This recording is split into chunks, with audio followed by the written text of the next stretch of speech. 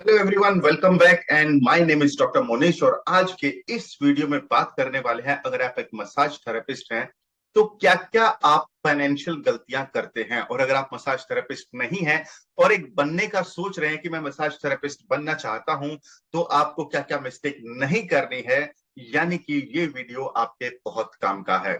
और इससे पहले कि मैं आगे बढ़ूं, तो अगर आपने इस चैनल को अभी तक सब्सक्राइब नहीं किया है तो मैं चाहता हूं कि आप इस चैनल को अभी सब्सक्राइब करें और बेल आइकन पे क्लिक करें। और चलिए वीडियो को शुरू करते हैं। यहाँ पर तो मैं यहाँ पर कुछ आपको बड़े ही इंपॉर्टेंट पॉइंट बताने वाला हूं।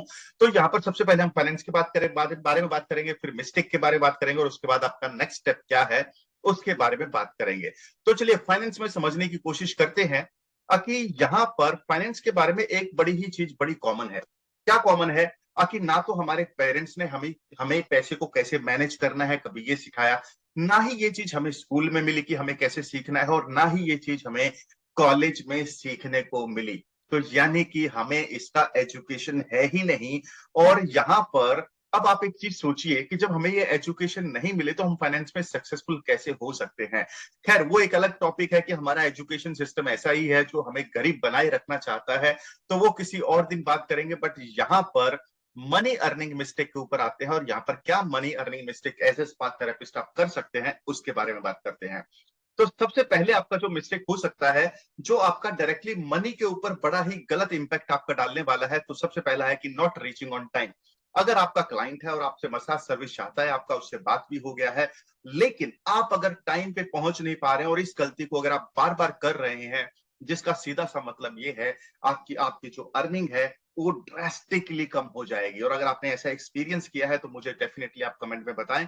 और दूसरा जो मिस्टेक होता है, कि आपने अपने क्लाइंट को सर्विस तो दे दिया है लेकिन आपने कभी भी अपने क्लाइंट से फीडबैक नहीं लिया है। अब आप एक चीज मैं यहाँ पर एक एग्जांपल से समझाने की कोशिश करता हूँ। जितने भी हमारे स्टूडेंट होते हैं, जब हम उनको मसाज थेरेपी के कोर्सेज करवाते हैं या उनको समझाते हैं, और हम हमेशा ये कोशिश करते हैं कि उन्होंने जो भी हमारा वीडियो देखा या हमारा जो लेक्चर वगैरह अटेंड किया है, तो वहां पर उनका फीडबैक क्या है। बिकॉज यही तो एक सबसे बड़ी बात है कि अगर आप उनका फीडबैक नहीं लेंगे, अगर आप अपने क्लाइंट का फीडबैक नहीं लेंगे, तो आपको कैसे पता चलेगा कि आप अच्छा कर रहे हैं या नहीं कर रहे हैं। क्योंकि जब भी हम कुछ काम करते हैं तो हम अपने हिसाब से तो अच्छा कर रहे होते हैं, लेकिन जरूरी नहीं है कि वो क्लाइंट के हिसाब से अच्छा हो या हमारे स्टूडेंट के हिसाब से अच्छा हो। तो feedback is very very important. तो ये दो गलतियां तो आपको डेफिनेटली नहीं करनी है। अब आते हैं मैनेजमेंट के ऊपर, यानी कि मनी अर्निंग के ऊपर असर ना हो, वो मैंने आपको बता दिया है। अब बात करेंगे मनी मैनेजमेंट मिस्टेक के ऊपर।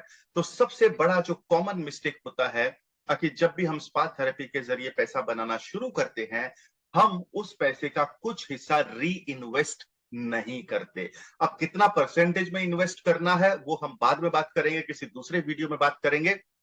बट यहां पर एक जो पॉइंट सबसे ज्यादा इंपॉर्टेंट है, कि हमें हमारी जो भी रेवेन्यू हमारा आता है हमारे पास, उसका एक सर्टेन हिस्सा मार्केटिंग कॉस्ट में री इन्वेस्ट होना बहुत ज्यादा जरूरी है।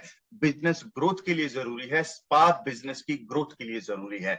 तो इस चीज को आप ध्यान में रखिएगा। दूसरा, कि आपको एक सर्टेन अमाउंट अपने लिए सेव करना भी जरूरी है।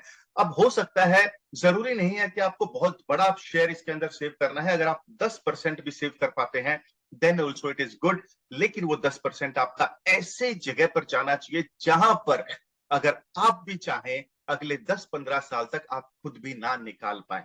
तो आपको ये रूल डेफिनेटली फॉलो करना है। बिकॉज अगर आपने 10% भी बचा लिया एवरी मंथ, तो आपको करोड़पति होने से कोई नहीं रोक सकता। जितने भी फाइनेंशियल एडवाइजर हैं, अगर आप उनके वीडियो भी देखते हैं, तो आप डेफिनेटली इस बात के ऊपर अग्री करेंगे। और तीसरा है, जो भी पैसा बच गया है उससे आप अपने पर्सनल एक्सपेंसेस कर सकते हैं, या जो भी है आपके जो भी प्रोडक्ट कॉस्ट है वगैरह वगैरह, फैमिली एक्सपेंस है, उससे आप अपना फैमिली एक्सपेंस यहां पर कर सकते हैं। अब यहां से आपका अगला कदम क्या होना चाहिए, कि अगर आपको ये सारी चीजें नहीं पता थी और अगर आपको डेफिनेटली यहां पर इनलाइटनमेंट हुआ है और आप चाहते हैं कि यार मैं स्पा थेरेपी एक्सप्लोर कर रहा हूं और अभी तक मुझे नहीं पता था कि मुझे कहां से सीखना है। बिकॉज यहाँ पर अर्निंग भी पता चल गया, अर्निंग में होने वाले मिस्टेक का भी पता चल गया, मनी मैनेजमेंट के भी मिस्टेक का पता चल गया। यानी कि आगे का रास्ता आपका बिल्कुल क्लियर है।